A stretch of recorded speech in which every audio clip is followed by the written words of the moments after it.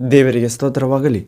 ದೇವರಿಗೆ ಅಮೂಲ್ಯರು, ಅತಿ ಪ್ರಿಯರು, ಘನವಂತರಾದ ಪ್ರಿಯ ದೇವರ ಮಕ್ಕಳೇ, ಬನ್ನಿರಿ ಪ್ರಿಯರೇ, ಈ ದಿನ ಈ ಸಮಯ ನಾವು ಧ್ಯಾನಿಸಲಿರುವಂಥ ರಕ್ಷಣೆ ನೀಡುವ, ಬೆಳಕು ನೀಡುವ, ಶಾಂತಿ ನೀಡುವ, ನಿತ್ಯ ಜೀವ ನೀಡುವ, ನೀತಿ, ದೇವರ ಧೈರ್ಯ, ದೇವರ ಜ್ಞಾನ, ಭಯಭಕ್ತಿ, ದೇವದೂತರ ಕಾವಲು, ನಂಬಿಕೆ, ನಿರೀಕ್ಷೆ, ಪ್ರೀತಿ, ಆರೋಗ್ಯ ನೀಡುವ ದೇವರ ವಾಕ್ಯ ಭಾಗ ಅಂಶ ಪ್ರೇರೆ. ಪ್ರಭು ಗಮನಿಸುತ್ತಿದ್ದಾನೆ. ಹೌದು ಪ್ರೇರೆ, ದೇವರು ಯೇಸು ಕ್ರಿಸ್ತನು, ಆ ಆತ್ಮಗಳ ತಂದೆ ಪರಿಶುದ್ಧ ಆತ್ಮನು ನಮ್ಮನ್ನು ಗಮನಿಸುತ್ತಿದ್ದಾನೆ ಎನ್ನುವ ಅಂಶವನ್ನು ಧ್ಯಾನಿಸಿಕೊಳ್ಳೋಣ ಪ್ರೇರೆ. ಇದಕ್ಕೆ ಮೊದಲು ನಾವು ಪ್ರಾರ್ಥಿಸಿಕೊಳ್ಳೋಣ. ಕೇಳಲಿರುವ ದೇವರ ಜೀವಂತ ಮಾತುಗಳು ನಮ್ಮ ಹೃದಯದಲ್ಲಿ ನೆಲೆಗೊಳ್ಳುವಂತೆ, ಒಳ್ಳೆ ಬಲವಾಗಿಸುವಂತೆ, 100ಕ್ಕೆ 100 ಫಲ ಕೊಡುವಂತೆ, 60-30ರಷ್ಟು ನಮ್ಮನ್ನು ಲೋಕಕ್ಕೆ ಕರೆದುಕೊಂಡೋಗಿ ದೇವರ ವಾಕ್ಯ ರಕ್ಷಣೆ ಮಾಡುವಂತೆ, ಅನೇಕರನ್ನು ಸತ್ಯದ ಜ್ಞಾನಕ್ಕೆ ಸೇರಿಸುವಂತೆ ಪ್ರಾರ್ಥಿಸೋಣ ಪ್ರೇರೆ. ನನ್ನೊಂದು ಏಕೀಭವಿಸಿ ಪ್ರಾರ್ಥಿಸಿರಿ. ಪ್ರಾರ್ಥನೆ. ತಂದೆಯೇ, ಸರ್ವಶಕ್ತ ದೇವರೇ, ಪರಿಶುದ್ಧನೇ, ಪರಿಶುದ್ಧನೇ, ಪರಿಶುದ್ಧನೇ, ರಾಜಾದಿರಾಜನೇ, ಪ್ರಭುಗಳ ಪ್ರಭುವೇ, ದೇವಾದಿ ದೇವರೇ, ಹೌದು ದೇವ, ಯೇಸು ಕ್ರಿಸ್ತನಾಗಿ ನೀವು ಗಮನಿಸ್ತಿದ್ದೀರಿ. ಕಾಣದ ದೇವರ ಕಾಣುವ ರೂಪನಾಗಿ ಆಕಾಶದಿಂದ ನೀವು ತಗ್ಗಿಸಿಕೊಂಡು ಮನುಷ್ಯ ಮಕ್ಕಳನ್ನು ನೋಡುತ್ತಿದ್ದೀರಿ. ಯಾರು ನಿಮ್ಮನ್ನು ಹುಡುಕುತ್ತಿದ್ದಾರೆ, ಹರಸುತ್ತಿದ್ದಾರೆ, ನಿಮ್ಮ ದರ್ಶನ ಬಯಸುತ್ತಿದ್ದಾರೆ ಎಂದು ಮನುಷ್ಯರ ಪ್ರತಿಯೊಂದು ಹೆಜ್ಜೆಗಳನ್ನು ನೀವು ಗಮನಿಸ್ತಿದ್ದೀರಿ. ಹೌದು ತಂದೆ, ನಾವು ದಾರಿ ತಪ್ಪಿ ನಡೆಯದಂತೆ ನಿಮ್ಮನ್ನು ಹುಡುಕುವ ಮಾರ್ಗದಲ್ಲಿ, ಶಿಲುಬೆ ಮಾರ್ಗದಲ್ಲಿ, ಯೇಸು ಕ್ರಿಸ್ತನು ತೋರಿಸಿಕೊಟ್ಟ ಹೆಜ್ಜೆಯ ಮಾರ್ಗಗಳಲ್ಲಿ ನಿಮ್ಮನ್ನು ಹಿಂಬಾಲಿಸುವಂತೆ ಅನುಗ್ರಹಿಸಿರಿ ತಂದೆ. ಸಮಾಧಾನದ ಮಾರ್ಗವನ್ನೇ ಅರಿತುಕೊಳ್ಳುವಂತೆ ಅನುಗ್ರಹಿಸಿರಿ. ಹೀಗೆ ಶಾಂತಿದಾಯಕ ದೇವರೇ, ವಾಕ್ಯ ಕೇಳುತ್ತಿರುವ ಪ್ರತಿಯೊಬ್ಬ ಮಗಳನ್ನು ಜ್ಞಾಪಿಸಿಕೊಳ್ಳಿರಿ.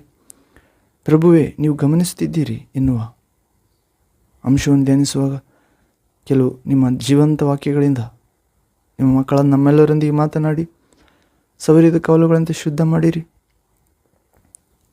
ವಿಶ್ವಾಸ ಜೀವಿತಕ್ಕೆ ಬೇಕಾದ ಅಭಿಷೇಕದ ವಿಶ್ವಾಸ, ಪ್ರಾರ್ಥನೆ ಜೀವಿತಕ್ಕೆ ಬೇಕಾದ ಪರಿಶುದ್ಧ ಆತ್ಮನ ಭರಿತವಾದ ಪ್ರಾರ್ಥನೆ, ಪರಿಶುದ್ಧ ಜೀವಿತಕ್ಕೆ ಬೇಕಾದ ಪರಿಶುದ್ಧ ದೇವರೇ ನಿಮ್ಮ ವಾಕ್ಯದ ಜೀವಿತ, ಸಾಕ್ಷಿ ಹೇಳುವ ಜೀವಿತಕ್ಕೆ ಬೇಕಾದ ನಿಮ್ಮ ನೂತನ ಸೃಷ್ಟಿಯ ಜೀವಿತ, ಪರಿಶುದ್ಧ ಜೀವಿತ ನಮ್ಮೆಲ್ಲರೂ ನೀಡಬೇಕೆಂದು ಹೀಗೆ ಮಾಡಿ ದುಷ್ಟನ ಎಲ್ಲ ನೋವುಗಳನ್ನು ನಿಮ್ಮ ಮಕ್ಕಳಾದ ನಮ್ಮ ಜೀವಿತದಲ್ಲಿ ಮುರಿಯುತ್ತಾ ನಿಮ್ಮ ರಾಜ್ಯಕ್ಕಾಗಿ, ನೀತಿಗಾಗಿ ಜೀವಿಸಲು, ಲೋಕಕ್ಕೆ ಬೆಳಕಾಗಿ ಉಪ್ಪಾಗಿ ಜೀವಿಸಲು ಮಹಾಕೃಪೆ ತೋರಬೇಕೆಂದು ಸೈತಾನ ನಿಮ್ಮ ಮಕ್ಕಳಾದ ನಮ್ಮೆಲ್ಲರ ಕಾಲ ಕೆಳಗೆ ಹಾಕಿ ನಾಶ ಮಾಡುತ್ತಾ ಬರಬೇಕೆಂದು ನಜರೇತಿನ ದೇವಕುಮಾರ ಯೇಸು ಕ್ರಿಸ್ತ ಸರ್ವಾಧಿಕಾರ ರಕ್ಷಣೆಯ ನಾಮದಲ್ಲಿ ಪ್ರಾರ್ಥಿಸಿ ಬೇಡಿ ಹೊಂದಿದ್ದೇವೆ. ನಮ್ಮನ್ನು ಗಮನಿಸುತ್ತಿರುವ ತಂದೆಯಾದ ದೇವರೇ, ಸರ್ವಶಕ್ತನೇ ಇರುವಾತನೇ. Amen, amen. Thank you father, thank you Jesus Christ, thank you Holy Ghost, fire, living water flow. Amen. We welcome you, Father, in this place, in this word of God. Your will be done as it is in heaven, in this song and word of God. We glorify you in Jesus' name. Amen. ಹೌದು ಪ್ರೇರೆ, ಪ್ರಭು ಗಮನಿಸ್ತಿದ್ದಾನೆ ಎನ್ನುವ ಅಂಶವನ್ನು ನಾವು ಧ್ಯಾನಿಸುವ ಮೊದಲು ಒಂದು ಆತ್ಮೀಯ ಗೀತೆ ಹಾಡಿಕೊಳ್ಳೋಣ. ಹಾಡು, ನಮ್ಮ ಊಹೆಗೆ ನಿಲುಕದ ರಾಜ್ಯದಲ್ಲಿ ನೆಲೆಸಿರುವೆ ತಂದೆ, ನಿನ್ನ ನಾಮಕ್ಕೆ ಸ್ತೋತ್ರವು. ದೇವರು ನಮ್ಮ ಊಹೆಗೆ ನಿಲುಕದ ರಾಜ್ಯದಲ್ಲಿ ನೆಲೆಸಿದ್ದಾನೆ ಪ್ರೇರೆ. ಆತನ ನಾಮಕ್ಕೆ ಸ್ತೋತ್ರ ಸಲ್ಲಿಸಬೇಕಾಗಿದೆ. ಪರಲೋಕ ದೇವರ ವಾಸಸ್ಥಾನ, ಭೂಲೋಕ ಕೊಟ್ಟಿದ್ದಾನೆ, ನರರಿಗೆ ಕೊಟ್ಟಿದ್ದಾನೆ ಭೂಲೋಕ. ಹೌದು ಪ್ರೇರೆ, ಯೇಸುನ ವಿಶ್ವಾಸ ಪ್ರತಿಯೊಬ್ಬರಿಗೆ ಊಹೆಗೆ ನಿಲುಕದ ರಾಜ್ಯದಲ್ಲಿ ನಮಗೆ ಸ್ಥಾನ ನೀಡುತ್ತಾನೆ ಪ್ರೇರೆ. ದೇವರ ಮಕ್ಕಳ ಪದವಿ, ನಾನೇ ಮಾರ್ಗ, ಸತ್ಯ, ಜೀವ, ನನ್ನ ಮೂಲಕವಲ್ಲದೆ ಯಾರು ತಂದೆಯ ಬಳಿಗೆ ಬರುವುದಿಲ್ಲ. ಜಯ ಹೊಂದುವವನಿಗೆ ನನ್ನ ತಂದೆಯ ಆಲಯದಲ್ಲಿ ಸ್ತಂಭವಾಗಿ ನಿಲ್ಲಿಸುವೆನು, ಅವನು ಅದರೊಳಗಿಂದ ಹೊರಗೆ ಹೋಗುವುದೇ ಇಲ್ಲ. ಅದು ಪ್ರೇರೆ. ಹೀಗೆ ಯೇಸುವನ್ನು ಪ್ರೀತಿಸುವುದೇ, ಆತನ ಆಜ್ಞೆಗಳನ್ನು ಕೈಗೊಂಡು ನಡೆಯುವುದೇ ಜಯ ಪ್ರೇರೆ. ಪಾಪವನ್ನು ಬಿಟ್ಟು ಬಿಡುವುದೇ, ದೇವರ ಕರುಣೆಯನ್ನು ಹೊಂದುವುದು ಜಯ. ದೇವರನ್ನು ಪೂರ್ಣ ಹೃದಯ, ಆತ್ಮ, ಬುದ್ಧಿ, ಶಕ್ತಿಯಿಂದ ಪ್ರೀತಿಸುವುದೇ ಜಯ. ನಮ್ಮಂತೆ ನೆರೆಯವರನ್ನು ಪ್ರೀತಿಸುವುದೇ ಜಯ.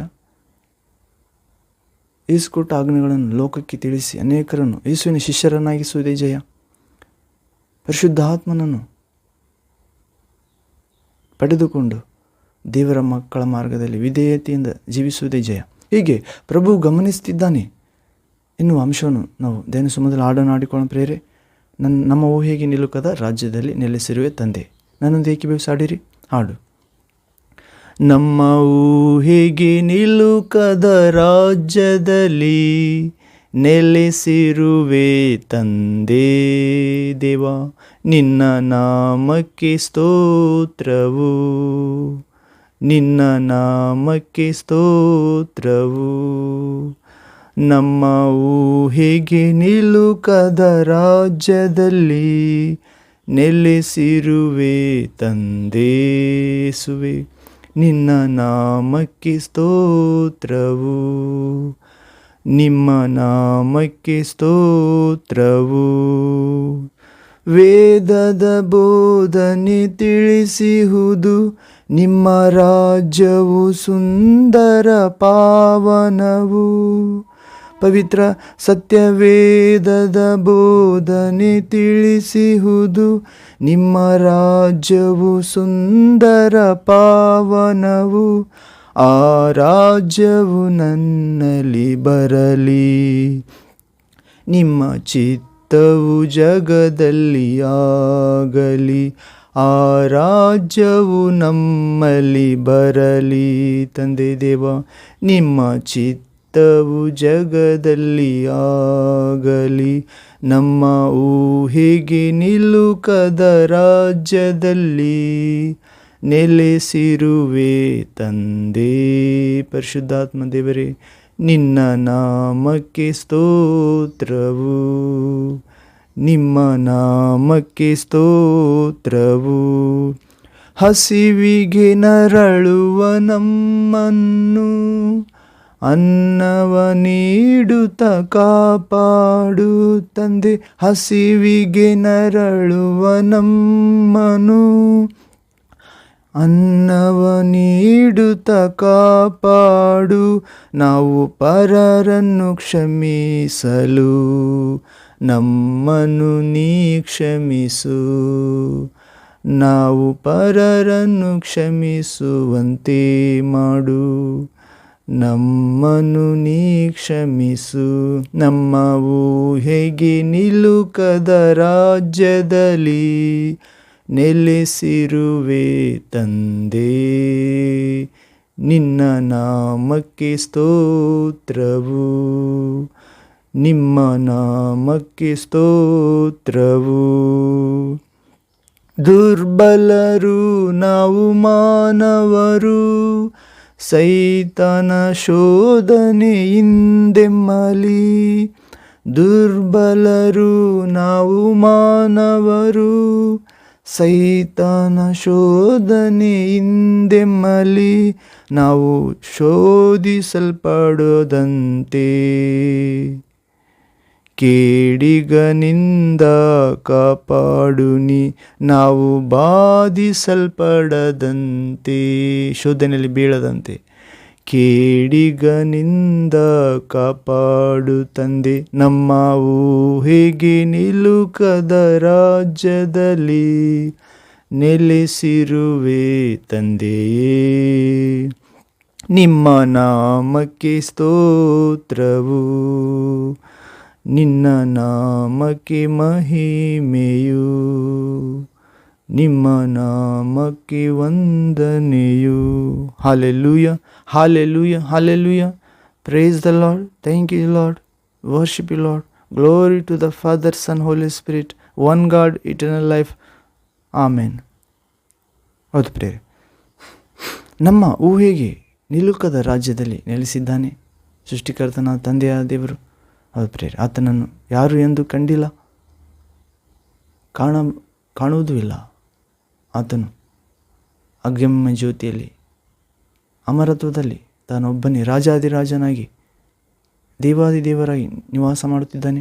ಆದರೂ ದೇವರು ತನ್ನನ್ನು ದರ್ಶನ ಬಯಸುವವರಿಗೆ ತನ್ನ ಪ್ರಿಯಕುಮಾರನಾಗಿ ಕಾಣುವ ರೂಪನಾಗಿ ಕಾಣಿಸಿಕೊಂಡಿದ್ದಾನೆ. ಪ್ರಿಯರೇ, 200 ವರ್ಷದ ಕೆಳಗೆ ಯೇಸು ಕ್ರಿಸ್ತ ಪ್ರಭು ಹೇಳುತ್ತಿದ್ದಾನೆ, ನನ್ನನ್ನು ನೋಡುವವನು ತಂದೆಯನ್ನೇ ನೋಡಿದ್ದಾನೆ ಎಂದು ನೀನು ವಿಶ್ವಾಸುವುದಿಲ್ಲವೋ? ನಾನು ತಂದೆಯಲ್ಲಿ, ತಂದೆ ನನ್ನಲ್ಲಿದ್ದಾನೆ ಎಂದು ವಿಶ್ವಾಸವನ್ನು ನಿತ್ಯಜೀವ ಪಡೆದಿದ್ದಾನೆ. ಹೌದು ಪ್ರಿಯರೇ, ಯೋಹಾನ ಸುವಾರ್ತೆ 14ನೇ ಅಧ್ಯಾಯ 6ನೇ ವಾಕ್ಯದಿಂದ ನೋಡ್ತೇವೆ ಪ್ರಿಯರೇ. ಹೀಗೆ ನಮ್ಮ ಊಹೆಗೆ ನಿಲುಕದ ರಾಜ್ಯದಲ್ಲಿ ನೆಲೆಸಿದ್ದಾನೆ ತಂದೆ. ಪರಿಶುದ್ಧ ಗ್ರಂಥ ಸತ್ಯವೇದ, ಹೌದು ಪ್ರಿಯರೇ, ಸತ್ಯವೇದದ ಬೋಧನೆ ತಿಳಿಸುವುದು ದೇವರ ರಾಜ್ಯ ಸುಂದರವಾಗಿದೆ, ಪಾವನವಾಗಿದೆ. ಹೌದು, ಆ ರಾಜ್ಯ, ಸುಂದರವಾದ ರಾಜ್ಯ, ಆ ಪರಿಶುದ್ಧವಾದ ರಾಜ್ಯ ನಮ್ಮಲ್ಲಿ ಬರಲಿ. ದೇವರ ವಾಕ್ಯವಾದ ಯೇಸು ನಾಮದಲ್ಲಿ ಆತನನ್ನು ಸಮಾಧಿಯಿಂದ ಎಬ್ಬಿಸಿದ ದೇವರ ಪರಿಶುದ್ಧ ಆತ್ಮನ ಶಕ್ತಿಯಲ್ಲಿ ದೇವರ ರಾಜ್ಯ ನಮ್ಮಲ್ಲಿ ಬರಲಿ, ದೇವರ ಚಿತ್ತ ನಮ್ಮಲ್ಲಿ ಆಗಲಿ ಅಂತ ಪ್ರಾರ್ಥಿಸಬೇಕಾಗಿದೆ ಪ್ರಿಯರೇ. ಹಸುವಿಗೆ ನರಳುವ ನಮ್ಮನ್ನು ಅನ್ನವನ್ನು ನೀಡುತ್ತಾ ಕಾಪಾಡುತ್ತಾನೆ ತಂದೆ. ಹೌದು, ಮನುಷ್ಯನು ಬದುಕುವುದು ಕೇವಲ ಆಹಾರ, ರೊಟ್ಟಿ, ಪಾನ ತಿಂದು ಕುಡಿದ ಮಾತ್ರದಿಂದಲ್ಲ, ದೇವರ ಬಾಯಿಂದ ಹೊರಡುವ ಪ್ರತಿಯೊಂದು ಮಾತಿನಿಂದ ಎಂದು ಯೇಸು 40 ದಿನ ಅರಣ್ಯದಲ್ಲಿ ಪರಿಶುದ್ಧಾತ್ಮ ಮೂಲಕ ಉಪವಾಸದಲ್ಲಿ ಪಾಲ್ಗೊಂಡಾಗ ಸೈತಾನ್ನಿಂದ ಶೋಧಿಸಲ್ಪಡಲು 40 ದಿನ ಹಸಿವಾದಾಗ ಸೈತಾನ್ ಬಂದು ಶೋಧಿಸಿದಾಗ, ನೀ ದೇವರ ಮಗನಾಗಿದ್ದರೆ ಕಲ್ಲುಗಳನ್ನು ರೊಟ್ಟಿಯನ್ನಾಗಿ ಮಾಡೆಂದಾಗ, ಮನುಷ್ಯನು ಕೇವಲ ರೊಟ್ಟಿ ತಿಂದ ಮಾತ್ರದಿಂದ ಬದುಕುವುದಿಲ್ಲ, ದೇವರ ಬಾಯಿಂದ ಹೊರಡುವ ಪ್ರತಿಯೊಂದು ಮಾತಿನಿಂದ ಬದುಕುತ್ತಾನೆ ಎಂದಿದ್ದಾನೆ. ಅಂತ ದೇವರ ವಾಕ್ಯವಾಗಿರುವ ಆತ್ಮದ ಆಹಾರ ಮತ್ತು ಭೌತಿಕ ಆಹಾರವಾಗಿ ಕೂಡ, ಇದು ನನ್ನ ಶರೀರ, ಇದನ್ನು ತಿನ್ನಿರಿ.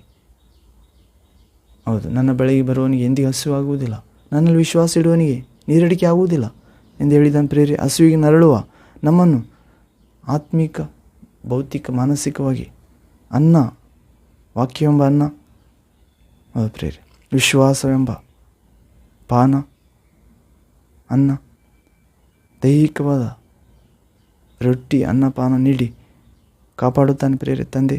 ಯೇಸು ಕ್ರಿಸ್ತನಲ್ಲಿ ವಿಶ್ವಾಸ ಇಡುವ ಮೂಲಕ ನಾವು ಪರರನ್ನು ಕ್ಷಮಿಸುವಂತೆ ಮಾಡುತ್ತಾನೆ, ನಮ್ಮನ್ನು ಕ್ಷಮಿಸುತ್ತಾನೆ. ನೀವು ಪರರನ್ನು ಕ್ಷಮಿಸದಿದ್ದರೆ ಸ್ವರ್ಗದಲ್ಲಿರುವ ತಂದೆ ನಿಮ್ಮ ತಪ್ಪುಗಳನ್ನು ಕ್ಷಮಿಸುವುದಿಲ್ಲ, ನೀವು ಕ್ಷಮಿಸಿದರೆ ನಿಮ್ಮನ್ನು ಕ್ಷಮಿಸುತ್ತಾನೆ. ಹೌದು ಪ್ರೇರೆ, ಹೀಗೆ ನಾವು ತಂದೆಯಿಂದ ಕ್ಷಮೆ ಹೊಂದಲು ನಮ್ಮ ನೆರೆಯವರನ್ನು ಕ್ಷಮಿಸೋಣ ಪ್ರೇರೆ. ದುರ್ಬಲರಾದ ಮಾನವರಾದ ನಮ್ಮನ್ನು ಸೈತಾನ ಶೋಧನೆಯಿಂದ ಕಾಪಾಡುತ್ತಾನೆ. ನಾವು ಶೋಧನೆಯಲ್ಲಿ ಬಿದ್ದು ಬಾಧಿಸಲ್ಪಡದಂತೆ, ಬಾಧೆ ಹೊಂದಿ ದೇವರಿಗೆ ಗುಣಗುಟ್ಟಿ ನೆರೆಯವರನ್ನು ಶಪಿಸಿ ಕೀಡಿಗೆ ಒಳಗಾಗದಂತೆ ಕಾಪಾಡುತ್ತಾನೆ. ಹೀಗೆ ನಮ್ಮ ಊಹೆಗೆ ನಿಲುಕದ ರಾಜ್ಯದಲ್ಲಿ ನೆಲೆಸಿರುವ ತಂದೆ ಯೇಸು ಕ್ರಿಸ್ತನಾಗಿ ನಮ್ಮ ಮಧ್ಯದಲ್ಲಿ ಬಂದಿದ್ದಾನೆ ಪ್ರೇರೆ. ಆತನಲ್ಲಿ ವಿಶ್ವಾಸ ಇಡುವ ಪ್ರತಿಯೊಬ್ಬನು ದೇವರ ಮಕ್ಕಳ ಅಧಿಕಾರ ಪಡೆಯುತ್ತಾರೆ ಮತ್ತು ಪರಿಶುದ್ಧ ಆತ್ಮನಾಗಿ ನಮ್ಮೊಳಗೆ ವಾಸ ಮಾಡುತ್ತಾನೆ. ಅನಾಥರಾಗಿ ಬಿಡುವುದಿಲ್ಲ, ನಿಮ್ಮ ಬಳಿಗೆ ಬರುತ್ತೇನೆ, ಲೋಕವು ನನ್ನನ್ನು ಕಾಣುವುದಿಲ್ಲ, ನೀವು ಕಾಣುವಿರಿ, ನಾನು ಜೀವಿಸುವುದರಿಂದ ನೀವು ಜೀವಿಸ್ತೀರಿ ಎಂದಿದ್ದಾನೆ. ಹೀಗೆ ಪ್ರಭು ನಮ್ಮನ್ನು ಅನಂತರಾಗಿ ಬಿಟ್ಟಿಲ್ಲ ಪ್ರೇರೆ, ಗಮನಿಸ್ತಿದ್ದಾನೆ. ಆತನ ಕಡೆ ನಾವು ಒಂದು ಹೆಜ್ಜೆ ಇಡಬೇಕಾಗಿದೆ, ಆತ 2 ಹೆಜ್ಜೆ ಇಡುತ್ತಾನೆ. ಹೀಗೆ ಪ್ರಭು ಗಮನಿಸಿದ್ದಾನೆ ಎನ್ನುವ ವಾಕ್ಯದೊಳಗೆ ನಾವು ಪ್ರವೇಶವಾಗೋಣ ಪ್ರೇರೆ. ನಾವು ಒಂದು ಸನ್ನಿವೇಶದ ಮುಖಾಂತರ ನೋಡುವುದಾದರೆ, ಒಬ್ಬ ರಾಜ ಇರುತ್ತಾನೆ ಪ್ರೇರೆ. ತನ್ನ ಪ್ರಜೆಗಳು ಎಂಥವರು ಎಂದು ಪರಿಶೀಲಿಸಿ ತಿಳಿದುಕೊಳ್ಳುವುದಕ್ಕೆ ಒಂದು ಯಾರೂ ಇಲ್ಲದ ಅಥವಾ ಯಾರೂ ಇಲ್ಲದ ಸಮಯದಲ್ಲಿ ಆ ಮುಖ್ಯವಾದ ಆ ಮಾರ್ಗದಲ್ಲಿ ಅಡ್ಡವಾಗಿ ಇರುವಂತೆ ಒಂದು ದೊಡ್ಡ ಬಂಡೆಯನ್ನು ಉರುಳಿಸುತ್ತಾನೆ.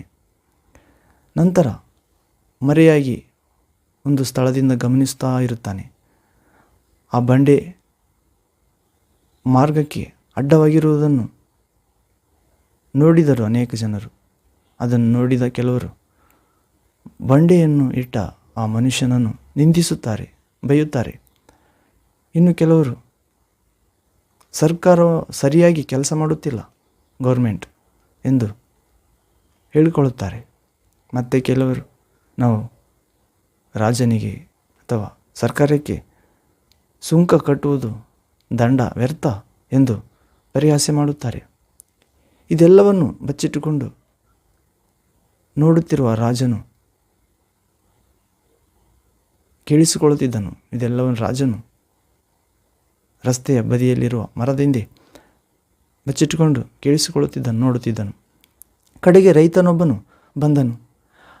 ಆ ಬಂಡೆ ಯಾಕೆ ಅಡ್ಡವಾಗಿ ಇರಬೇಕು ಎಂದು ಹೇಳಿ ಬಹಳವಾಗಿ ಪ್ರಯಾಸದೊಂದಿಗೆ ಆ ಬಂಡೆಯನ್ನು ರೋಡಿನ ಪಕ್ಕಕ್ಕೆ ತೊಲಗಿಸುತ್ತಾನೆ ಪ್ರಿಯರೇ. ಎಷ್ಟು ಆಶ್ಚರ್ಯ! ಆ ಬಂಡೆ ಕೆಳಗೆ ರಾಜ ಇಟ್ಟಂಥ ಹಣದ ಚೀಲ, ಆ ಬಂಗಾರದ ನಾಣ್ಯಗಳು ಕಂಡುಬಂದವು ಪ್ರಿಯರೇ. ಇದು ಬಂಡೆಯನ್ನು ದಾರಿಯಿಂದ ಪಕ್ಕಕ್ಕೆ ತೊಲಗಿಸಿ ಇಟ್ಟವರಿಗೆ ಎಂದು ಅದರ ಮೇಲೆ ಬರೆಯಲ್ಪಟ್ಟಿತು.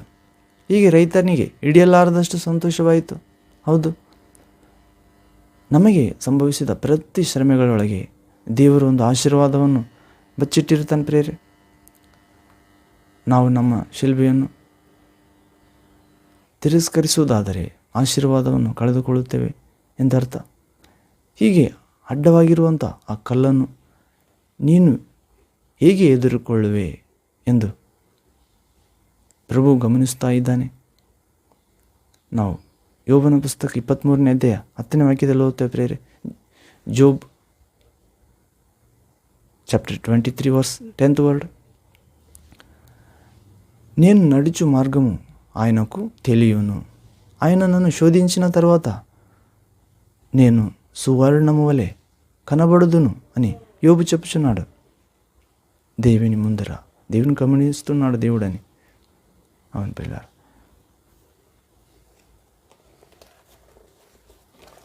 ಯೋಬನು ಹೇಳ್ತಿದ್ದಾನೆ ಪ್ರೇರೆ ಏನೆಂದು, ನಾನು ನಡೆಯುವ ಮಾರ್ಗವನ್ನು ಆತನು ತಿಳಿದಿದ್ದಾನೆ, ಆತ ನನ್ನ ಶೋಧಿಸಿದ ನಂತರ ನಾನು ಬಂಗಾರದಂತೆ ಕಂಡುಬರುವೆನೆಂದು ಹೇಳುತ್ತಿದ್ದಾನೆ. ಯೋಬನ ಪುಸ್ತಕ 23ನೇ ಅಧ್ಯಾಯ 10ನೇ ವಾಕ್ಯದಲ್ಲಿ ಓದುತ್ತೇವೆ. The book of Job chapter 23 verse 10th word.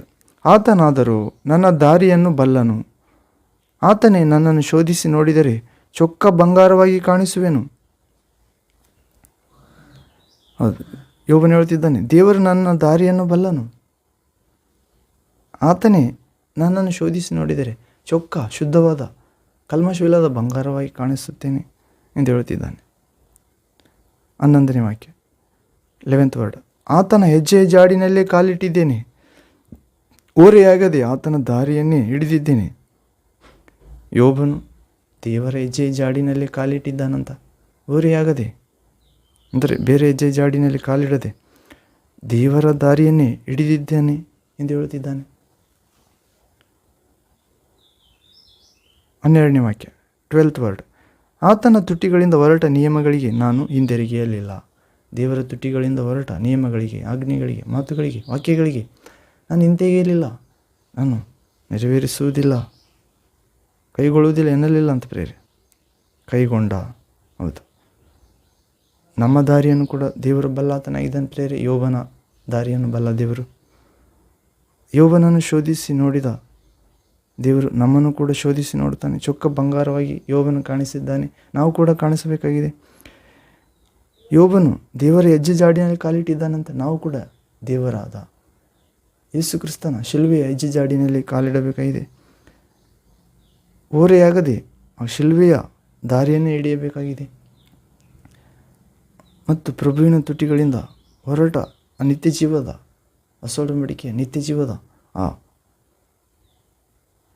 ಪ್ರಾಣ ಕೊಟ್ಟು ಮರಣ ಗೆದ್ದ ಸೈತಾನ್ ತಲೆಯನ್ನು ಜಯಿಸಿದ ಆ ಹೊರಟ ಪ್ರಭುವಿನ ತುಟಿಗಳಿಂದ ಹೊರಟ ಬೆಳಕಿನ ಜೀವದ ರಕ್ಷಣೆಯ ಮಹಿಮೆಯ ಜಯದ ಮಾತುಗಳನ್ನು ನಾವು ಕೈಗೊಂಡು ನಡೆಯಬೇಕಾಗಿದೆ. ಪ್ರಭು ಗಮನಿಸ್ತಿದ್ದಾನೆ ಪ್ರೇರೆ.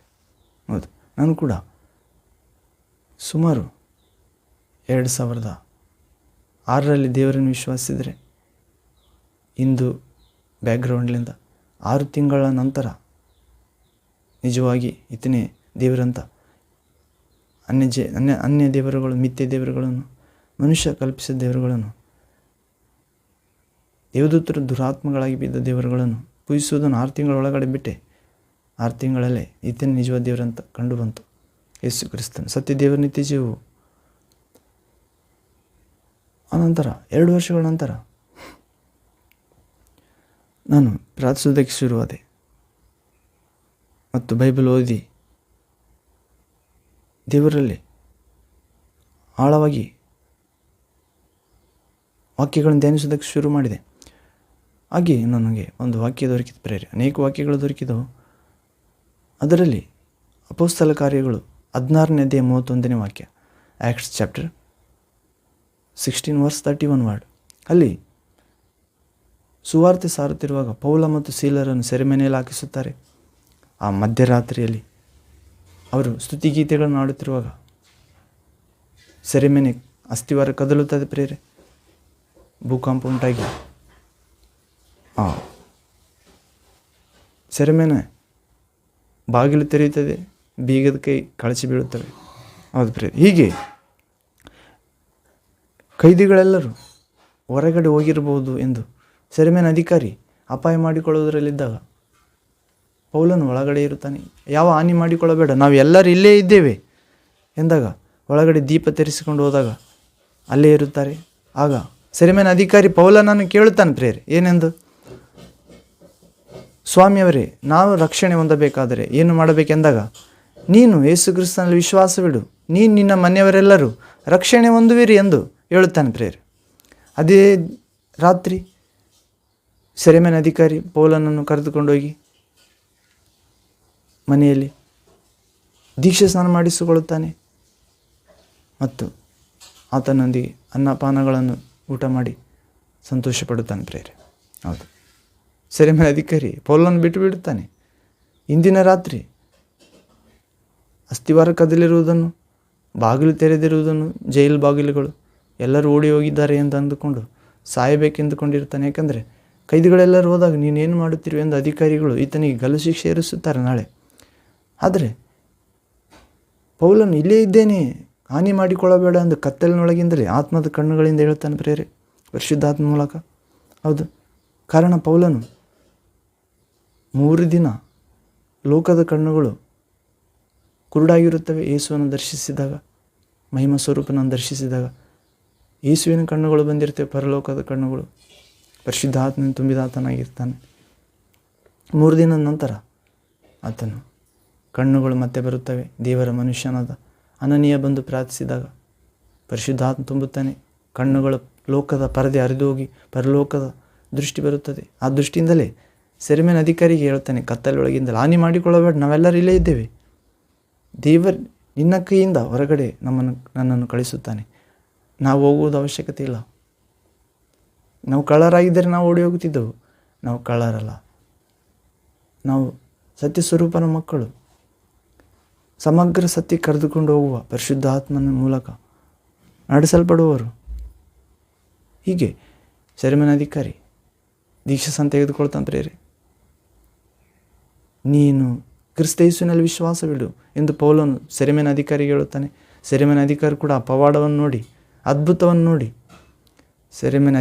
ಸೆರೆಮನೆ ಕದಲಿದ್ದನ್ನು ನೋಡಿ, ಆ ಸೆರೆಮನೆ ಬಿದ್ದಿಲ್ಲ ಪ್ರೇರೆ. ಎಷ್ಟು ಭೂಕಂಪ ಉಂಟಾದರೂ ಕೂಡ ಬಾಗಿಲು ತೆರೆದಿದೆ, ಬೀಗದ ಕೈಗಳು ಕಳಚಿ ಬಿದ್ದವೆ. ಎಲ್ಲ ಕೈದಿಗಳ ಬಾಗಿಲುಗಳು ತೆರೆದಿವೆ. ನೋಡಿ ಪ್ರೇರೆ, ಎಲ್ಲಾದರೂ ಭೂಕಂಪ ಆದರೆ ಗೋಡೆ, ಅಸ್ಥಿವಾರ, ಮನೆ, ಕಟ್ಟಡ ಬೀಳುತ್ತವೆ. ಆದರೆ ಇಲ್ಲಿ ದೇವರ ಭೂಕಂಪ, ಸೆರೆಮನೆಯ ಬಾಗಿಲುಗಳು ತೆರೆಯಲ್ಪಟ್ಟಿವೆ. ಸೆರೆಮನೆಗೆ ಬಾಗಿಲುಗಳಿಗೆ ಹಾಕಿದ ಬೀಗದ ಕೈಗಳು ಕಳಚಿ ಬಿದ್ದಿವೆ. ಅದ್ಭುತ ಪ್ರೇರೆ. ದೇವರು ನಮ್ಮ ಜೀವನದಲ್ಲಿ ಬರುವ ಅಪಾಯಗಳನ್ನು ಉಪಾಯಗಳನ್ನಾಗಿ, ಸ್ವರ್ಗಕ್ಕೆ ಮೆಟ್ಟಿಲುಗಳನ್ನಾಗಿ ಮಾರ್ಪಡಿಸ್ತಾನೆ ಪ್ರೇರೆ. ಮತ್ತು ಆ ಶ್ರಮೆಗಳೊಳಗೆ ದೇವರು ಆಶೀರ್ವಾದವನ್ನು ಬಚ್ಚಿಟ್ಟಿರುತ್ತಾನೆ. ಅನೇಕರು ರಕ್ಷಣೆ ಹೊಂದುವ ಆಶೀರ್ವಾದ. ನಾವು ದೇವರ ವಿಶ್ವಾಸದ ಮೆಟ್ಟಿಲು, ಇನ್ನೂ ಉನ್ನತ ಮೆಟ್ಟಿಲಿಗೆ ಹೋಗುವ ಆಶೀರ್ವಾದ. ನಾವು ಆ ಶ್ರಮೆಗಳ ಶಿಲ್ಬೆಯನ್ನು ನಾವು ತಿರಸ್ಕರಿಸುವುದಾದರೆ ಆಶೀರ್ವಾದವನ್ನು ಕಳೆದುಕೊಳ್ಳುತ್ತೇವೆ. ದೇವರಲ್ಲಿ ಬೆಳೆಯುವುದನ್ನು ಕಳೆದುಕೊಳ್ಳುತ್ತೇವೆ. ಅನೇಕರ ರಕ್ಷಣೆ ಹೊಂದುವುದನ್ನು ತಡೆಗಟ್ಟುತ್ತೇವೆ. ಅದು ಪ್ರೇರೆ. ಹೀಗೆ ಅಡ್ಡವಾಗಿರುವಂಥ ಆ ಅವಿಶ್ವಾಸದ ಕಲ್ಲನ್ನು ನಾವು ಹೇಗೆ ಎದುರುಗೊಳ್ಳುತ್ತೇವೆ ಎಂದು ಪ್ರಭು ಗಮನಿಸುತ್ತಿದ್ದಾನೆ. ಹೌದು ಪ್ರೇರೆ. ಹೀಗೆ ದೀಕ್ಷಾಸ್ನಾನ ಮಾಡಿಸಿಕೊಂಡು ಸೆರೆಮನೆ ಅಧಿಕಾರಿ ರಾತ್ರಿ ತಾನು ತನ್ನ ಮನೆಯವರೆಲ್ಲರೂ ಪೌಲನೊಂದಿಗೆ ಊಟ ಮಾಡುತ್ತಾನೆ. ರಕ್ಷಣೆ ಹೊಂದಿ ಸಂತೋಷಭರಿತನಾಗುತ್ತಾನೆ ಪ್ರೇರೆ. ಬೆಳಿಗ್ಗೆ ಆತನಿಗೆ ಅಧಿಕಾರಿಗಳು ಕೇಳಿರ್ಬೋದು ಪೌಲನೆಯಲ್ಲಿ ಎಂದು. ಆತನು ಇದ್ದದ್ದಾಗಿ ಹೇಳಿರ್ಬೋದು, ಪರಿಶುದ್ಧ ಗ್ರಂಥದಲ್ಲಿ ಲಿಖಿಸಲ್ಪಟ್ಟಿಲ್ಲ. ಹೌದು ಪ್ರೇರೆ. ಯೇಸುವಿನ ವಿಶ್ವಾಸವರು ಸತ್ಯದ ಆತ್ಮನಿಂದ ನಡೆಸಲ್ಪಡುತ್ತಾರೆ, ಸುಳ್ಳು ಹೇಳುವುದಿಲ್ಲ ಪ್ರೇರೆ. ನಾನು ಯೇಸುವನ್ನು ವಿಶ್ವಾಸಿದ್ದೇನೆ, ನೀವು ಬೇಕಾದರೆ ನನಗೆ ಪೌಲನ ಸ್ಥಳದಲ್ಲಿ ಶಿಕ್ಷೆ ಮಾಡಬಹುದು ಎಂದು ಹೇಳಿರಬಹುದು. ಈಗ ಪ್ರೇರೆ ಆತನಿಗೆ ಶಿಕ್ಷೆ ಆಗದೇ ಇರಬಹುದು. ಕಾರಣ ಅಂದಿನ ಜನ ಯೇಸುವಿನ ಮಾತುಗಳು ನಂಬುತ್ತಿರಲಿಲ್ಲ. ಮೋಸ ಹೋಗಿದ್ದಾನೆ ಇವನು ಬಿಟ್ಟು ಬಿಡ್ರಿ ಎಂದಿರಬಹುದು. ಅದು ಪ್ರೇರೆ ಕೆಲವರು ನಂಬಿರಬಹುದು. ಏನೇ ಆದರೂ ದೇವರ ಕಾರ್ಯ ಜೀವಂತವಾದದ್ದು ಪ್ರೇರೆ. ಒಂದು ದೀಪ ಅನೇಕ ದೀಪಗಳನ್ನು ಬೆಳಗಿಸುತ್ತದೆ ಎನ್ನುವಂತೆ ನಾವು ಕ್ರಿಸ್ತೇಶನ ವಿಶ್ವಾಸ ಇಡಬೇಕಾಗಿದೆ. ನಾನು ಕೂಡ ಆ ಮನೆಯಲ್ಲಿ ಒಂದು ಗೋಡೆಯ ಮೇಲೆ ದೇವರೇ ಪೌಲನು ಹೇಳಿದಂತೆ ಸೆರೆಮನೆ ಅಧಿಕಾರಿಗೆ ಕ್ರಿಸ್ತೇಶನಲ್ಲಿ ವಿಶ್ವಾಸವಿಡು, ನೀನು ನಿನ್ನ ಮನೆಯವರೆಲ್ಲ ರಕ್ಷಣೆ ಹೊಂದುತ್ತೀರಿ ಎಂದು ಹೇಳಿದ್ದಾನೆ. ಆ ವಾಕ್ಯವನ್ನೇ ಅಪೊಸ್ತಲ ಕಾರ್ಯಗಳು 16ನೇ ಅಧ್ಯಾಯ 31ನೇ ವಾಕ್ಯ ಗೋಡೆಯ ಮೇಲೆ ಬರೆದು ಪ್ರಾರ್ಥಿಸುತ್ತಿದ್ದೆ. ಕ್ರಿಸ್ತ ಯೇಸುವಿನಲ್ಲಿ ವಿಶ್ವಾಸ ಇಟ್ಟಿದ್ದೇನೆ, ವಿಶ್ವಾಸ ಇಡುವಂತೆ ಅನುಗ್ರಹಿಸು, ನಾನು ನನ್ನ ಮನೆಯವರೆಲ್ಲ ರಕ್ಷಣೆ ಹೊಂದುವಂತೆ ಅನುಗ್ರಹಿಸು ಎಂದು ಪ್ರಾರ್ಥಿಸುತ್ತಿದ್ದೆ. 1-2 ವರ್ಷ ಕಳೀತು ಪ್ರೇರೆ. ಒಂದು ದರ್ಶನ ನೀಡಿದನು ಪ್ರಭು. ಆ ದರ್ಶನದಲ್ಲಿ ಆ ದೇವರ ಸೇವಕನು ನನ್ನ ಹತ್ತಿರ ಬಂದು ಕಣ್ಣೀರಿನಿಂದ ಪ್ರಾರ್ಥನೆಯಲ್ಲಿ ಪಾಲ್ಗೊಂಡಾಗ ನನ್ನ ಹತ್ತಿರ ಬಂದು ದೇವರ ಸೇವಕನು, ದೇವರು ನಿನಗೆ ವಾಗ್ದಾನ ಮಾಡುತ್ತಿದ್ದಾನೆ, ನಿನ್ನ ಕುಟುಂಬದವರನ್ನು ರಕ್ಷಿಸುತ್ತೇನೆಂದು. ಪ್ರೇರೆ ವಾಗ್ದಾನ ಮಾತು ಕೊಡುತ್ತಾನಂತ ದೇವರು. ಕಾರಣ ನಾನು ಸುಮಾರು ವರ್ಷಗಳಿಂದ 1-2 ವರ್ಷಗಳಿಂದ ಪ್ರಾರ್ಥಿಸುತ್ತಿದ್ದೆ, ಕ್ರಿಸ್ತ ಯೇಸುವಿನಲ್ಲಿ ವಿಶ್ವಾಸ ಇಡು, ನೀನು ನಿನ್ನ ಮನೆಯವರೆಲ್ಲರೂ ರಕ್ಷಣೆ ಹೊಂದುವರು. ಪ್ರೇರೆ ನಾನು ರಕ್ಷಣೆ ಹೊಂದುತ್ತೇನಂತ, ನನ್ನ ಮನೆಯವರು ರಕ್ಷಣೆ ಹೊಂದುತ್ತಾರಂತ ಯೇಸು ಕ್ರಿಸ್ತನಲ್ಲಿ ವಿಶ್ವಾಸ ಇಟ್ಟವರಿಗೆ. ಹೌದು ಪ್ರೇರೆ. ರಕ್ಷಣೆ ಅಂದರೆ ಯೇಸುವೆ ಸತ್ಯ ದೇವರೆಂದು ತಿಳಿದುಕೊಳ್ಳುವುದು. ಬೇರೆ ದೇವರುಗಳೆಲ್ಲ ಮಿಥ್ಯ ದೇವರುಗಳು, ದೇವದೂತರುಗಳು, ದೇವರಾಗಬೇಕೆಂದು ದುರಾತ್ಮಗಳಾದವರು. ಹೀಗೆ ರಕ್ಷಣೆ ಅಂದರೆ ಇಲ್ಲಿವರೆಗೆ ನಾನು ಪಾಪದ ಜೀವಿಸಿದ್ದೇನೆ, ಈಗ ಯೇಸುವನ್ನು ವಿಶ್ವಾಸಿಸಿ ದೀಕ್ಷಾಸ್ನಾನ ಮಾಡಿಸಿಕೊಂಡು ಪಾಪದ ಪಾಲಿಗೆ ಸತ್ತು ದೀಕ್ಷಾಸ್ನಾನದ ಮೂಲಕ ನೀರಿನಿಂದ ಎದ್ದೇಳುವ ಮೂಲಕ ನೀತಿ ಸ್ವರೂಪನ ದೇವರ ಪಾಲಿಗೆ ಸತ್ಯ ದೇವರ ಪಾಲಿಗೆ ಜೀವಿಸುತ್ತೇನೆ ಎಂದು ತೋರಿಸುವುದೇ ಪ್ರೇರೆ ಕ್ರಿಯೆಗಳ ಮೂಲಕ. ರಕ್ಷಣೆ ಎಂದರೆ ಸೈತಾನನ ಕೈಯಲ್ಲಿ ನಮ್ಮ ತಲೆ, ಜುಟ್ಟ, ಜೀವಿತ ಇತ್ತು ಆಲೋಚನೆ. ಈಗ ದೇವರ ಕುಮಾರನ ಕೈಯಲ್ಲಿ, ದೇವರ ಕೈಯಲ್ಲಿ ನಮ್ಮ ಆಲೋಚನೆ, ಜೀವಿತ, ಹೃದಯ ಇರುತ್ತದೆ ಪ್ರೇರೆ. ರಕ್ಷಣೆ ಎಂದರೆ ಪಾಪಗಳನ್ನು ಒಪ್ಪಿಕೊಂಡು ಬಿಟ್ಟು ಪಶ್ಚಾತ್ತಾಪಟ್ಟು ಪಾಪಗಳನ್ನು ಒಪ್ಪಿಕೊಂಡು ಬಿಟ್ಟು ದೇವರ ಕಡೆ ತಿರುಗಿಕೊಳ್ಳುವುದೇ. ಇನ್ನು ಜೀವಿಸುವವರು ನಾವಲ್ಲ, ನಮ್ಮಲ್ಲಿ ತಂದೆ ಯೇಸು ಕ್ರಿಸ್ತನು ಪರಿಶುದ್ಧಾತ್ಮ ಜೀವಿಸುತ್ತಾನೆ ಎಂದು ಜೀವಿಸುವುದು ಪ್ರೇರೆ. ಹೀಗೆ ಪ್ರಭು ಗಮನಿಸುತ್ತಿದ್ದಾನೆ ಎನ್ನುವ ಅಂಶದಲ್ಲಿ ನಾವು ನೋಡ್ತಿದ್ದೇವೆ ಪ್ರೇರೆ. ನಾನು ಗೋಡೆಯಲ್ಲಿ ಬರೆದಿದ್ದೆ, ಕ್ರಿಸ್ತ ಯೇಸುವಿನಲ್ಲಿ ವಿಶ್ವಾಸ ಇಡು, ನೀನು ನಿನ್ನ ಮನೆಯವರೆಲ್ಲ ರಕ್ಷಣೆ ಹೊಂದುತ್ತೀರಿ ಎಂದು. ಪ್ರಭುವೇ ನಿನ್ನಲ್ಲಿ ವಿಶ್ವಾಸ ಇಡುವಂತೆ ಅನುಗ್ರಹಿಸಿರಿ, ನಾನು ನನ್ನ ಮನೆಯವರು ರಕ್ಷಣೆ ಹೊಂದುತ್ತೆ ಅನುಗ್ರಹಿಸಿರಿ ಎಂದು ಪ್ರಾರ್ಥಿಸಿದಾಗ ಒಂದು ಆಶ್ಚರ್ಯಕರವಾದ ದರ್ಶನ ನೀಡಿದ ಪ್ರೇರೆ ಪ್ರಭು, ನಿನ್ನ ಕುಟುಂಬ ರಕ್ಷಿಸ್ತೇನೆ ಎಂದು. ಅದೇ ರೀತಿ ಅನೇಕರು ಕುಟುಂಬ ಸದಸ್ಯರು ಮರಣದವರೆಗೆ ಹೋದರೂ ಕೂಡ ಕೆಲವರು ನನ್ನ ಪ್ರಾರ್ಥನೆಯಿಂದ, ಕೆಲವರು ದೇವರು ಸೂಚಿಸಿದ ಸೇವಕರ ಬಳಿ ಕರೆದುಕೊಂಡೋಗಿ ಅಥವಾ ಪ್ರಾರ್ಥನೆ ಮಾಡಿಸುವುದರ ಮುಖಾಂತರ ಬದುಕಿದ್ರು ಪ್ರೇರೆ. ಹೌದು, ಪ್ರಭು ಗಮನಿಸ್ತಿದ್ದಾನೆ, ತಾನು ಕೊಟ್ಟ ವಾಗ್ದಾನವನ್ನು ನೆರವೇರಿಸುತ್ತಾನೆ ಯಾವುದೋ ರೀತಿಯಲ್ಲಿ. ಹೌದು ಪ್ರೇರೆ. ಹೀಗೆ ಪೌಲನ ಸೆರೆಮನೆ ಅಧಿಕಾರಿಯ ಜೀವಿತವನ್ನೇ ಪ್ರಭುವಿನಲ್ಲಿಟ್ಟಿರುವ ವಿಶ್ವಾಸದ ಮೂಲಕ ಮಾರ್ಪಡಿಸುತ್ತಾನೆ ಪ್ರೇರೆ. ಹೌದು, ನೀನು ನಾನು ಇಂದು ಕ್ರಿಸ್ತ ಯೇಸುವಿನಲ್ಲಿ ವಿಶ್ವಾಸ ಇಟ್ಟರೆ ನಮ್ಮ ಕುಟುಂಬ ಮಾತ್ರ ಅಲ್ಲ ಪ್ರೇರೆ, ಯಾರಿಗೆ ಯೇಸು ಕ್ರಿಸ್ತನ ಕುರಿತು ಹೇಳ್ತೋ ಅವರ ಕುಟುಂಬಗಳು ಕೂಡ ರಕ್ಷಣೆ ಹೊಂದುತ್ತವೆ. ಎಲ್ಲ ಕುಟುಂಬಗಳು ರಕ್ಷಣೆ ಹೊಂದುವುದು ಆಕಾಶದ ಕೆಳಗೆ ಒಳ್ಳೆಯ ಹೆಸರು ಪಡೆಯುವುದು, ಸ್ವರ್ಗ ಸೀಮೆಯಾಗಿ ಮಾರ್ಪಡುವುದು, ಆನಂದ ಗೃಹವಾಗಿ ಮಾರ್ಪಡುವುದು ಯೇಸು ಕ್ರಿಸ್ತನಲ್ಲಿ ವಿಶ್ವಾಸದ ಮೂಲಕ, ರಕ್ಷಣೆ ಹೊಂದುವ ಮೂಲಕ ಪ್ರೇರೆ. ಆತನ ಪ್ರೀತಿಸಿ ಆತನ ಆಜ್ಞೆ ಕೈಗೊಂಡು ನಡೆಯೋದ್ರ ಮೂಲಕ ಆತನೇ ದೇವರ ಪ್ರತಿರೂಪ, ದೇವರ ಬಳಿಗೆ ಮಾರ್ಗ, ಸತ್ಯ, ಜೀವ. ಆತನ ಮೂಲಕವಲ್ಲದೆ ಯಾರು ತಂದೆಯ ಬಳಿಗೆ ಹೋಗುವುದಿಲ್ಲ ಎಂದು ವಿಶ್ವಾಸವರೇ ಪ್ರೇರೆ. ಹೀಗೆ ನಾವು ನೋಡುತ್ತೇವೆ ಪ್ರೇರೆ. ನಾವು ಇನ್ನೊಂದು ವಾಕ್ಯ ನೋಡೋದಾದರೆ ಹಲ್ಲೆಲೂಯಾ, ಯೋಹಾನ ಸುವಾರ್ತೆ 14ನೇ ಅಧ್ಯಾಯ 6ನೇ ವಾಕ್ಯದಲ್ಲಿ ಪ್ರಭು ಯೇಸು ಹೇಳುತ್ತಿದ್ದಾನೆ, ಯಾರಿಗೆ? ತೋಮನಿಗೆ, ನಾನೇ ಮಾರ್ಗವು ಸತ್ಯವೂ ಜೀವವೂ ಆಗಿದ್ದೇನೆ, ನನ್ನ ಮೂಲಕವಾಗಿ ಹೊರತು ಯಾರು ತಂದೆಯ ಬಳಿಗೆ ಬರುವುದಿಲ್ಲ. ಆದರೆ ನಾನು ತಂದೆಯ ಬಳಿಗೆ ಹೋಗುತ್ತೇನೆ ಎಂದಾಗ ತೋಮನ್ ಕೇಳ್ತಾನೆ, ಸ್ವಾಮಿ ತಂದೆ ಎನ್ನುತ್ತೀಯಲ್ಲ, ತಂದೆಯನ್ನು ತೋರಿಸು ನಮಗೆ, ಅಷ್ಟೇ ಸಾಕೆಂದಾಗ ಸ್ವಾಮಿ ತೋಮನಿಗೆ ಹೇಳುತ್ತಾನೆ, ತೋಮನೇ ನಾನು ಇಷ್ಟು ದಿನ ನಿಮ್ಮ ಸಂಗಡ ಇದ್ದರು, ಫಿಲಿಪ್ಪನೇ ನಾನು ಇಷ್ಟು ದಿವಸ ನಿಮ್ಮ ಸಂಗಡ ಇದ್ದರು, ನೀವು ಇನ್ನೂ ನನ್ನನ್ನು ಅರಿತುಕೊಳ್ಳಲಿಲ್ಲವೇ? 8-9ನೇ ವಾಕ್ಯ ಪ್ರೇರೆ. ಯೋಹಾನ ಸುವಾರ್ತೆ 14ನೇ ಅಧ್ಯಾಯ 8-9ನೇ ವಾಕ್ಯ, 10ನೇ ವಾಕ್ಯ. ಇಷ್ಟು ದಿವಸ ನಿಮ್ಮ ಸಂಗಡ ಇದ್ದರೂ ಕೂಡ ನೀವು ನನ್ನನ್ನು ಅರಿತುಕೊಳ್ಳಲಿಲ್ಲವೇ? ನನ್ನನ್ನು ನೋಡಿದವನು ತಂದೆಯನ್ನು ನೋಡಿದ್ದಾನೆ. ನಮಗೆ ತಂದೆಯನ್ನು ತೋರಿಸೆಂದು ನೀವು ಹೇಳುವುದು ಹೇಗೆ? ನಾನು ತಂದೆಯಲ್ಲಿದ್ದೇನೆ, ತಂದೆಯು ನನ್ನಲ್ಲಿದ್ದಾನೆ ಎಂದು ನೀವು ನಂಬುವುದಿಲ್ಲವೋ? ನಾನು ನಿಮಗೆ ಹೇಳುವ ಮಾತುಗಳು ನನ್ನಷ್ಟಕ್ಕೆ ನಾನೇ ಆಡುವುದಿಲ್ಲ.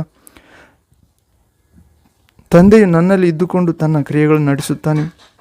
11ನೇ ವಾಕ್ಯ, ನಾನು ತಂದೆಯಲ್ಲಿದ್ದೇನೆ, ತಂದೆಯು ನನ್ನಲ್ಲಿದ್ದಾನೆ ಎಂಬುವ ನನ್ನ ಮಾತನ್ನು ನಂಬಿರಿ, ಇಲ್ಲದಿದ್ದರೆ ಆ ಕ್ರಿಯೆಗಳನ್ನೇ ನೋಡಿ ನನ್ನ ಮಾತನ್ನು ನಂಬಿರಿ.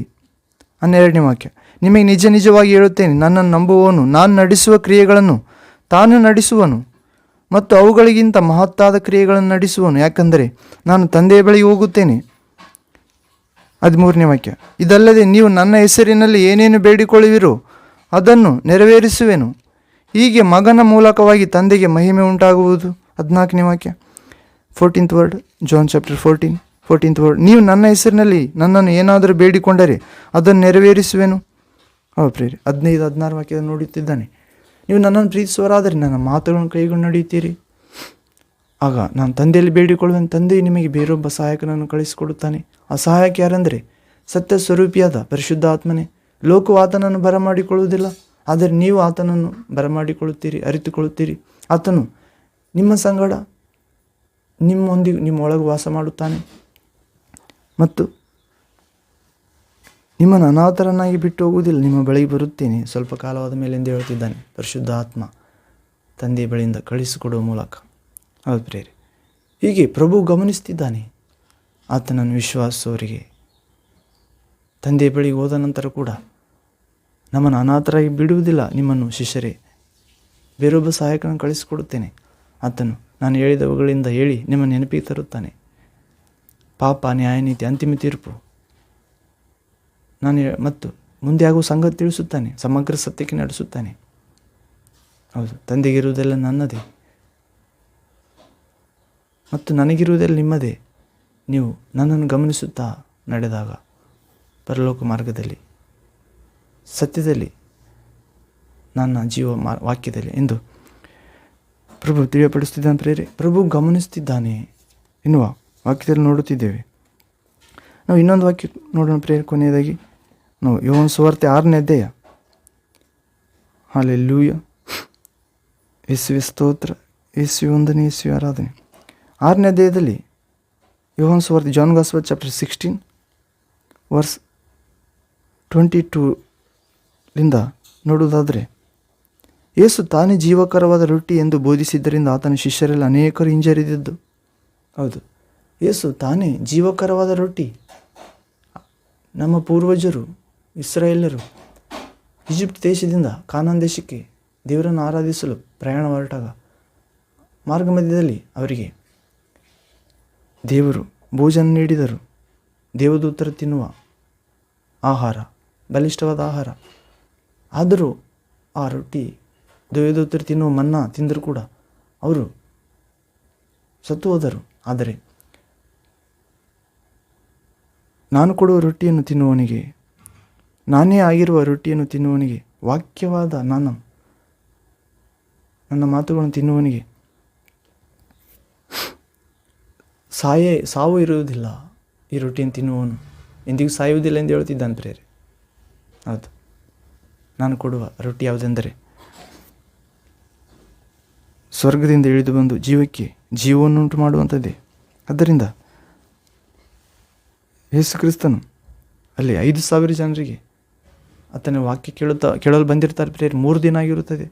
3ನೇ ದಿನ ಶಿಷ್ಯರು ಹೇಳುತ್ತಾರೆ, ಸ್ವಾಮಿ, ಅವರು ಸಾಯಂಕಾಲ ಆಗುತ್ತಾ ಬಂದಿತ್ತು, ಅವರಿಗೆ ಹಸಿವಿಂದ ನರಳುತ್ತಾರೆ, ಮೂರ್ಛೆ ಹೋದಾರು ಎಂದು ಅವರಿಗೆ ಆಹಾರ ನೀಡು ಅಥವಾ ಕಳಿಸಿಬಿಡು, ಪಕ್ಕದ ಊರುಗಳಿಗೆ ಹೋಗಿ ಆಹಾರ ಕೊಂಡುಕೊಳ್ತಾರೆ ಎಂದಾಗ, ನೀವೇ ಅವರಿಗೆ ಕೊಡಿರಿ ಎಂದಾಗ, ನಮ್ಮಲ್ಲಿ 200 ದಿನಾರಿ ನಾಣ್ಯಗಳಿವೆ, 200 ರೂಪಾಯಿ. ಅವು ಮಾರಿ ಬಂದರೂ ಔಟ್ರಲಿಂದ ರೊಟ್ಟಿ ಕೊಂಡುಕೊಂಡ್ರೂ ಕೂಡ 200 ಜನಕ್ಕೆ ಆಗ್ಬೋದು ಹೊರತು 5,000 ಜನಕ್ಕೆ ಆಗುವುದಿಲ್ಲ ಎನ್ನುತ್ತಾರೆ. ಆಗ ಸೀಮೋನ್ ಪೇತ್ರನ ತಮ್ಮನಾದ ಆಂದ್ರೆಯನು ಯೇಸುವಿಗೆ ಹೇಳ್ತಾನೆ ಪ್ರಿಯರೇ. ಯೋಹಾನ ಸುವಾರ್ತೆ 6ನೇ ಅಧ್ಯಾಯ 9ನೇ ವಾಕ್ಯ ಏನೆಂದು ಹೇಳ್ತಾನೆ? ಸೀಮೋನ್ ಪೇತ್ರನ ತಮ್ಮನಾದ ಆಂದ್ರೆಯ ಪ್ರಭು ಯೇಸುವಿಗೆ, ಇಲ್ಲಿರುವ ಒಬ್ಬ ಹುಡುಗನ ಬಳಿಯಲ್ಲಿ 5 ಜವೆ ಗೋಧಿಯ ರೊಟ್ಟಿಗಳು 2 ಮೀನುಗಳವೆ, ಆದರೆ ಇಷ್ಟು ಜನರಿಗೆ ಅವು ಯಾತಕ್ಕಾದವು ಎಂದು ಹೇಳಲಾಗಿ, ಯೇಸು ಆ ಜನರನ್ನು ಊಟಕ್ಕೆ ಕೂಡಿರಿಸಿರಿ ಅನ್ನಲು ಆ ಸ್ಥಳದಲ್ಲಿ ಬಹಳ ಹುಲ್ಲು ಬೆಳೆದಿತ್ತು, ಜನರು ಕೂತುಕೊಂಡರು. ಗಂಡಸರ ಸಂಖ್ಯೆ ಹೆಚ್ಚು ಕಡಿಮೆ 5,000 ಇತ್ತು. ತರುವಾಯ ಯೇಸು ಆ ರೊಟ್ಟಿಗಳನ್ನು ತೆಗೆದುಕೊಂಡು ದೇವರ ಸ್ತೋತ್ರ ಮಾಡಿ ಕೂತುಕೊಂಡವರಿಗೆ ಹಂಚಿಕೊಟ್ಟನು. ಅದರಂತೆ ಮೀನುಗಳಲ್ಲಿಯೂ ಅವರಿಗೆ ಬೇಕಾದಷ್ಟು ಹಂಚಿಕೊಟ್ಟನು. ಅವರಿಗೆ ತೃಪ್ತಿಯಾದ ಮೇಲೆ ಯೇಸು ತನ್ನ ಶಿಷ್ಯರಿಗೆ, ಮಿಕ್ಕ ತುಂಡುಗಳನ್ನು ಕೂಡಿಸಿರಿ, ಇದರಲ್ಲಿ ಯಾವುದು ವ್ಯರ್ಥವಾಗಬಾರದು ಎಂದು ಹೇಳಿದನು. ಅವರು ಕೂಡಿಸಲಾಗಿ ಆ 5 ಜವೆ ಗೋಧಿಯ ರೊಟ್ಟಿಗಳಲ್ಲಿ ಜನರು ತಿಂದು ಮಿಕ್ಕ ತುಂಡುಗಳಿಂದ 12 ಪುಟ್ಟಿ ತುಂಬಿದವು. ಆತನು ಮಾಡಿದ ಈ ಸೂಚಕ ಕಾರ್ಯವನ್ನು ಆ ಜನರು ನೋಡಿ, ಲೋಕಕ್ಕೆ ಬರಬೇಕಾದ ಪ್ರವಾದಿ ಈತನೇ ನಿಜ ಎಂದು ಹೇಳಿಕೊಂಡರು. ಪ್ರಿಯರೇ, ಆಗ ಯೇಸು ಅವರು ಬಂದು ತನ್ನನ್ನು ಹಿಡಿದುಕೊಂಡು ಹೋಗಿ ಅರಸನನ್ನಾಗಿ ಮಾಡಬೇಕೆಂಬ ಯೋಚನೆಯಲ್ಲಿದ್ದಾರೆಂದು ತಿಳಿದುಕೊಂಡು ತಿರುಗಿ ತಾನೊಬ್ಬನೇ ಒಂಟಿಗನಾಗಿ ಬೆಟ್ಟಕ್ಕೆ ಹೊರಟೋಗಿಬಿಟ್ಟನು. ಹೌದು ಪ್ರಿಯರೇ, ಹೀಗೆ ಅಂದರೆ ಅವರು ಅದ್ಭುತ ನಡೆದದ್ದನ್ನು ನೋಡಿ ಯೇಸುವನ್ನು ವಿಶ್ವಾಸಲಿಲ್ಲ. ಯೇಸುವನ್ನು ಅರಸನನ್ನಾಗಿ ಮಾಡಿಕೊಳ್ಳಬೇಕೆಂದಿದ್ದಾರೆ, ಲೌಕಿಕವಾಗಿ ಭೌತಿಕವಾಗಿ ಎಂದು ಆತ್ಮದಲ್ಲಿ ಗ್ರಹಿಸಿಕೊಂಡ ಯೇಸು ಅವರನ್ನು ಬಿಟ್ಟು ಹೊರಟೋಗಿ ಬೆಟ್ಟಕ್ಕೆ ಹೋಗಿಬಿಟ್ಟ ಪ್ರೇರೆ. ತಾನೊಬ್ಬನೇ ಒಬ್ಬಂಟಿಗನಾಗಿ ಬೆಟ್ಟಕ್ಕೆ ಹೋದ್ನಂತ ಪ್ರೇರೆ. ಶಿಷ್ಯರಿಗೆ ಕೂಡ ಗೊತ್ತಿಲ್ಲ ಯೇಸು ಮಾಡುವುದು. ಹೀಗೆ ಯೇಸು, ನನ್ನ ತಂದೆಯು ಪರಲೋಕದಿಂದ ಬರುವ ನಿಜವಾದ ರೊಟ್ಟಿಯನ್ನು ನಿಮಗೆ ಕೊಡುತ್ತಾನೆ. ದೇವರು ಕೊಡುವ ಆ ರೊಟ್ಟಿ ಯಾವುದೆಂದರೆ ಪರಲೋಕದಿಂದ ಇಳಿದು ಬಂದು ಲೋಕಕ್ಕೆ ಜೀವವನ್ನುಂಟು ಮಾಡುವಂಥದ್ದೇ ಎಂದು ಹೇಳಿದನು. 34ನೇ ವಾಕ್ಯ 6ನೇ ಅಧ್ಯಾಯ ಯೋಹಾನ ಸುವಾರ್ತೆ 33-34. ಸ್ವಾಮಿ, ಆ ರೊಟ್ಟಿಯನ್ನು ನಮಗೆ ಯಾವಾಗಲೂ ಕೊಡು ಅನ್ನಲು ಯೇಸು ಅವರಿಗೆ 35ನೇ ವಾಕ್ಯ 35th ವರ್ಡ್, ಜೀವ ಕೊಡುವ ರೊಟ್ಟಿ ನಾನೇ. ನನ್ನ ಬಳಿಗೆ ಬರುವವನಿಗೆ ಎಂದಿಗೂ ಹಸಿವಾಗುವುದಿಲ್ಲ, ನನ್ನಲ್ಲಿ ನಂಬುವವನಿಗೆ ವಿಶ್ವಾಸವನಿಗೆ ಎಂದಿಗೂ ನೀರಡಿಕೆ ಆಗುವುದಿಲ್ಲ. ಆದರೆ ನೀವು ನನ್ನನ್ನು ನೋಡಿದರೂ ನಂಬದೇ ಇದ್ದೀರಿ ಎಂದು ನಿಮಗೆ ಹೇಳಿದನಲ್ಲವೇ. 37ನೇ ವಾಕ್ಯ, ತಂದೆಯು ನನಗೆ ಕೊಡುವಂಥವರೆಲ್ಲರೂ ನನ್ನ ಬಳಿಗೆ ಬರುವರು ಮತ್ತು ನಾನು ನನ್ನ ಬಳಿಗೆ ಬರುವವನನ್ನು ನಾನು ತಳ್ಳಿಬಿಡುವುದೇ ಇಲ್ಲ. 38ನೇ ವಾಕ್ಯ 38th ವರ್ಡ್, ನನ್ನ ಚಿತ್ತದಂತೆ ನಡೆಯುವುದಕ್ಕಾಗಿ ನಾನು ಬಂದಿಲ್ಲ, ನನ್ನನ್ನು ಕಳುಹಿಸಿದ ಆತನ ಚಿತ್ತವನ್ನು ನೆರವೇರಿಸುವುದಕ್ಕೆ ಪರಲೋಕದಿಂದ ಬಂದೆನು. 39ನೇ ವಾಕ್ಯ, ನನಗೆ ಕೊಟ್ಟವರಲ್ಲಿ ಒಬ್ಬನನ್ನು ನಾನು ಕೆಡಗೊಡಿಸದೆ ಅವನನ್ನು ಕಡೆಯ ದಿವಸದಲ್ಲಿ ಎಬ್ಬಿಸಬೇಕೆಂಬುದೇ. ಮಗನನ್ನು ನೋಡಿ ಆತನನ್ನು ನಂಬುವ ಪ್ರತಿಯೊಬ್ಬನಿಗೆ ನಿತ್ಯ ಜೀವವು ಸಿಕ್ಕಬೇಕೆಂಬುದೇ. 40ನೇ ವಾಕ್ಯ 40 ವರ್ಡ್, ನನ್ನ ತಂದೆಯ ಚಿತ್ತವಾಗಿದೆ, ಮಗನನ್ನು ನೋಡಿ ನಂಬುವ ಪ್ರತಿಯೊಬ್ಬನು ನಿತ್ಯ ಜೀವ ಪಡೆಯಬೇಕೆಂಬುದೇ ದೇವರ ಚಿತ್ತವಾಗಿದೆ ಅಂತ ಪ್ರೇರೆ. ಮತ್ತು ನಾನು ಕಡೆಯ ದಿನದಲ್ಲಿ ಅವನನ್ನು ಜೀವಕ್ಕೆ ಎಬ್ಬಿಸುವೆನು ಎಂದು ಹೇಳಿದನು. ಆತನು ಪರಲೋಕದಿಂದ ಇಳಿದು ಬಂದ ರೊಟ್ಟಿ ಎಂದು ಹೇಳಿದ್ದಕ್ಕೆ ಯಹೂದ್ಯರು ಆತನ ವಿಷಯವಾಗಿ ಗುಣಗೊಟ್ಟಿದ್ದರು. ನೀನು ಯೋಸೇಫನ ಮಗ, ನಿನ್ನ ತಂದೆ ತಾಯಿ ಇಲ್ಲೇ ಇದ್ದಾರಲ್ಲ, ನೀನು ಪರಲೋಕದಿಂದ ಇಳಿದು ಬಂದೇನೆಂದು ಹೇಳುವುದು ಹೇಗೆ ಎಂದರು. ಅದಕ್ಕೆ ಯೇಸು, ನಿಮ್ಮ ಗುಣಗೊಟ್ಟಬೇಡಿರಿ, ನಿಮ್ಮೊಳಗೆ ನನ್ನನ್ನು ಕಳಿಸಿಕೊಟ್ಟಂಥ ತಂದೆಯು ಸೆಳೆಯದ ಹೊರತು ಎಳೆದ ಹೊರತು ನನ್ನ ಬಳಿಗೆ ಯಾವನು ನನ್ನ ಬಳಿಗೆ ಬರಲಾರನು, ಮತ್ತು ನಾನು ಅವನನ್ನು ಕಡೆಯ ದಿನದಲ್ಲಿ ಜೀವಕ್ಕೆ ಎಬ್ಬಿಸುತ್ತೇನೆ. ಅವರೆಲ್ಲರೂ ದೇವರಿಂದ ಶಿಕ್ಷಿತರಾಗಿರುವರು ಎಂದು ಪ್ರವಾದಿಗಳ ಗ್ರಂಥದಲ್ಲಿ ಬರೆದಿರುವಂತೆ ತಂದೆಯಿಂದ ಕೇಳಿದವರೆಲ್ಲರೂ ನನ್ನ ಬಳಿಗೆ ಬರುತ್ತಾರೆ. ಯಾವನಾದರೂ ತಂದೆಯನ್ನು ನೋಡಿದ್ದಾನೆ ಅಂತ ಹೇಳಬೇಡಿರಿ. ದೇವರ ಬಳಿಯಿಂದ ಬಂದವನೊಬ್ಬನೇ ತಂದೆಯನ್ನು ನೋಡಿದ್ದಾನೆ. ನಂಬಿರುವವನು ನಿತ್ಯ ಜೀವವನ್ನು ಹೊಂದಿದ್ದಾನೆಂದು ನಿಮಗೆ ನಿಜ ನಿಜವಾಗಿ ಹೇಳುತ್ತೇನೆ. ಜೀವ ಕೊಡುವ ರೊಟ್ಟಿ ನಾನೇ. ನಿಮ್ಮ ಹಿರಿಯರು ಅಡವಿಯಲ್ಲಿ ಮನ್ನಾ ತಿಂದರೂ ಸತ್ತು ಹೋದರು. ಆದರೆ ಪರಲೋಕದಿಂದ ಇಳಿದು ಬರುವ ರೊಟ್ಟಿ ಎಂಥದ್ದೆಂದರೆ ಅದನ್ನು ತಿಂದವನು ಸಾಯುವುದಿಲ್ಲ. ಆದರೆ ನಾನು ಮುಖ್ಯವಾಗಿ ಇದು ಹೇಳುವುದಕ್ಕೆ ಇಷ್ಟೆಲ್ಲ ಮಾತಾಡಿದೆ. ಅಂದರೆ ಪೂರ್ವಜರು ದೇವಜನರು ಅಡವಿಯಲ್ಲಿ ಮನ್ನಾ ತಿಂದರೂ ಕೂಡ ದೇವದೂತರ ಆಹಾರ ಸ್ವರ್ಗದ್ದು ಸತ್ತೋದ್ರಂತ ಪ್ರೇರೆ. ಆದರೂ ಯೇಸುಪ್ರಭು ಹೇಳ್ತಿದ್ದಾನೆ, ಪರಲೋಕದಿಂದ ಇಳಿದು ಬರುವ ರೊಟ್ಟಿ ಎಂಥದ್ದೆಂದರೆ ಅದನ್ನು ತಿಂದವನು ಸಾಯುವುದಿಲ್ಲ. ಪರಲೋಕದಿಂದ ಇಳಿದು ಬರುವ ಜೀವಳ ರೊಟ್ಟಿಯು ನಾನೇ ಎಂದು ಹೇಳ್ತಿದ್ದಾನೆ. ಈ ರೊಟ್ಟಿಯನ್ನು ಯಾವನಾದರೂ ತಿಂದರೆ ಅವನು ಸದಾಕಾಲ ಬದುಕುವನು. ಆ ರೊಟ್ಟಿಯನ್ನು ತಿಂದರೆ ಸದಾಕಾಲ ಬದುಕ್ತಾರೆ ಪ್ರೇರೆ. ಅನೇಕರು ಹಿಂದೆ ಹೇಳ್ತಾರೆ ಸಭೆಯವರು, ಆ ರೊಟ್ಟಿ ತಿಂದರೂ ಕೂಡ ನಾವು ಅಲ್ಪ ಮಾನವರಪ್ಪ, ಮಣ್ಣಿಂದ ಬಂದಿದ್ದೇವೆ, ಮಣ್ಣಿಗೆ ಹೋಗುತ್ತೇವೆ, ಮಣ್ಣಿನ ದೇಹ ಮಣ್ಣಾಗುತ್ತದೆ, ಆತ್ಮ